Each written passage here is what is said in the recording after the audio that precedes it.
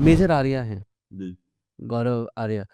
उनकी एक स्टेटमेंट थी कि वो एक पोस्ट पे गए थे जहाँ पे उन्होंने कहा कि पाकिस्तानीज़ उनको टॉन्ट करते थे कि अगर आपको शूट करना है, मतलब वी इंडियंस को शूट करना है तो आपका तो ऑर्डर ना दिल्ली से ऑर्डर आएगी दिल्ली से आता है। जी, जी। एंड हमें तो कुछ नहीं करना पड़ता। वो था मतलब उस टाइम माइंडसेट हमारा ऐसा था। और आई रिमेंबर एक इंसिडेंट हुआ था, आई थिंक 2011 2013 में, साल भूल रहा हूँ, but before the present government. वो था 11 या 13 तारीख में, तब हाँ हम लोग वहाँ रजौरी में थे, नौशेरा में थे उस टाइम।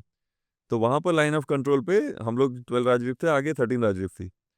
तो वहाँ पे बैट एक्शन होता है, बैट में बॉर्डर एक्शन टीम उनकी पाकिस्तान के आगे में। फॉग था, हमारे दो जवान, हिमराज सुधाकर, दो लोग लाइन्स नाइक थे दोनों के। तो उनको एम्बुश करके उनका गर्दन काट के ले गए थे। एंड पाकिस्तान में मतलब बाद में वीडियो भी दिखा था कि लोग ना वो पैर से लात उत मारे, उस तरह से मतलब म्यूटिलेट कर दिया था बॉडी। तो पूरा गुस्सा था, सब कोई थे कि बोले बदला तो लेना ही लेना है। तो आई रिमेम्बर कि उसके बाद हमारे जीओसी होते थे, जनरल के एच सिंह, रजौरी में होते थे, हेडक्वार्टर्स होता था। तो उन्होंने सारे सीओस को बुलाया था और कॉन्फ्रेंस में बुला के उन्होंने बोला कि वैसा ऐसा है, हमें बोला गया है कि भाई इसका तो बदला लेना है। तो कोई वॉलंटियर सीओ है, कमांडिंग ऑफिसर, तो वो पहले बोला, नहीं तो फिर मैं ऑर्डर दूंगा किसको करना है। तो फिर मैंने हाथ उठाया था। तो बोला हाँ राजेश, वाई यू। तो मैंने बोला सर, फर्स्टली कि मेरी रेजिमेंट है, वो 13 राजरीफ, हम 12 राजरीफ है, नथिंग बेटर कि भाई रेजिमेंट का एक बदला जो बोलता वो। और दूसरा कि हमारी जहाँ पे बटालियन डिप्लॉयड है, वो जगह ऊंची है, वहाँ से उनका पोस्ट दबता है। और वो बड़ा लूज टाइप रहता है, क्योंकि हमारी तरफ से फायरिंग करते हैं वो वहीं करते थे जनरली जहाँ पे हम थोड़े दबते हैं। हुँ। तो और यहाँ पे वो करते नहीं थे, उनको पता है कि हम तो ऐसे उनको नीचे देखते थे। तो मैंने बोला सर वो तो नीचे ऐसे घूमता रहता है, वो कहीं बाहर खाट उठ पे लगा के अपने मुँह छूछे ऐसे करेगा। और हमारे पास स्नाइपर्स थे, बेस्ट स्नाइपर्स कोर के, मतलब बहुत अच्छे हमने ट्रेन किए थे। मतलब सर 4-5 को तो हम एक ही बार में उसको ले लेंगे, मतलब गिरा सकते हैं।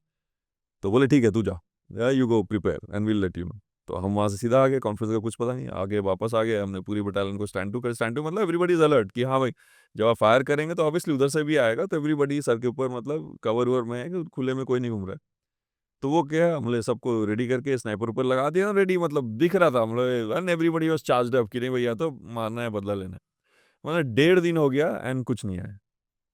एंड ब्रिगेड कमांडर थे, वो बोलते हैं हाँ यार आ रहा करते। एंड 1.5 दिन बाद हमें बोला गया कि नहीं, गवर्नमेंट ने बोला है कि हम इसको एस्केलेट नहीं करेंगे, तो स्टैंड डाउन।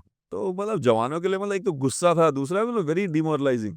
उनको पता है कि भाई जब बदला लिया तो उसी टाइम होता है, बाद की बात नहीं होती है। ठीक है, वो बाद में वो आई थिंक वो जो कमांडर जो इन्वॉल्व था उसमें, जैश का थैंक कोई कमांडर, 2015 में शायद वो मारा गया। तो 2015 और ये मतलब उस टाइम पे आप आए कि अभी लिया तो अभी, मतलब वो काफ़ी मतलब डिमोरलाइजिंग था। हम लोग उस टाइम पे तो हम लोग जवानों को बोलना भी मुश्किल है। साहब बोले साहब ऐसी नौकरी का क्या फ़ायदा जब आप बदला नहीं ले सकते। तो जवानों का मतलब कंट्रोल करना बड़ा मुश्किल होता है।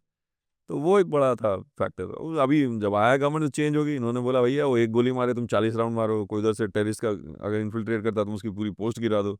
तो अभी तो पंगा ही नहीं। अब उन्होंने हाथ जोड़ के बोला कि भाई सीज फायर हमें नहीं चाहिए, वो पोस्ट पर। तो जब वो दबने लगते हैं तब वो सीज फायर बोलते हैं। जहाँ देखते हैं कि यहाँ थोड़ा सा माहौल थोड़ा सुस्त टाइप, या गवर्नमेंट थोड़ी उतनी प्रोएक्टिव नहीं है या बदला नहीं लेंगी, तो फिर वो सर पे चढ़ जाते हैं वहाँ।